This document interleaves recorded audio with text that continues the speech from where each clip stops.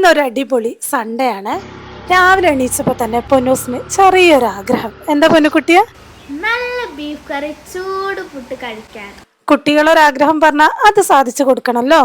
അങ്ങനെ ബീഫൊക്കെ വാങ്ങി, പിന്നെ കുറച്ച് ചെറിയുള്ളിയും പച്ചമുളകും റസ്ക്കും പഴവും ഒക്കെ വാങ്ങാനുണ്ട്. അതൊക്കെ വാങ്ങി ഞാനിതാ വീണ്ടും തിരിച്ച് വീട്ടിലേക്ക് എത്തി. അങ്ങനെ എൻ്റെ ഹർഷക്കുട്ടതാ എന്നെയും കാത്തു നിൽക്കുന്നുണ്ടായിരുന്നു.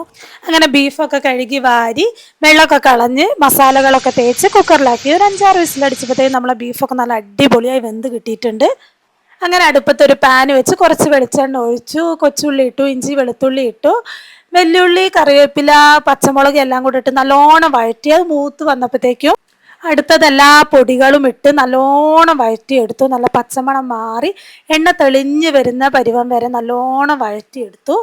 ഇനി വേവിച്ച് വെച്ചിരിക്കുന്ന ബീഫും കൂടെ അതിലേക്ക് തട്ടി നല്ലോണം തിളപ്പിച്ചെടുത്തു. പിന്നെ ഇനി കുറച്ച് പെരിഞ്ജീരകപ്പൊടിയും കുരുമുളക് പൊടിയും മല്ലിച്ചപ്പും കൂടെ വിതറി നല്ലോണം തിളപ്പിച്ചെടുത്തു. ഇതാ ഫൈനലി നമ്മളെ പുട്ടും ബീഫ് കറി റെഡിയാണ്. എങ്ങനെയുണ്ട് പൊന്നൂസേ? സൂപ്പർ ആയിരുന്നു അമ്മ. അതാണ്.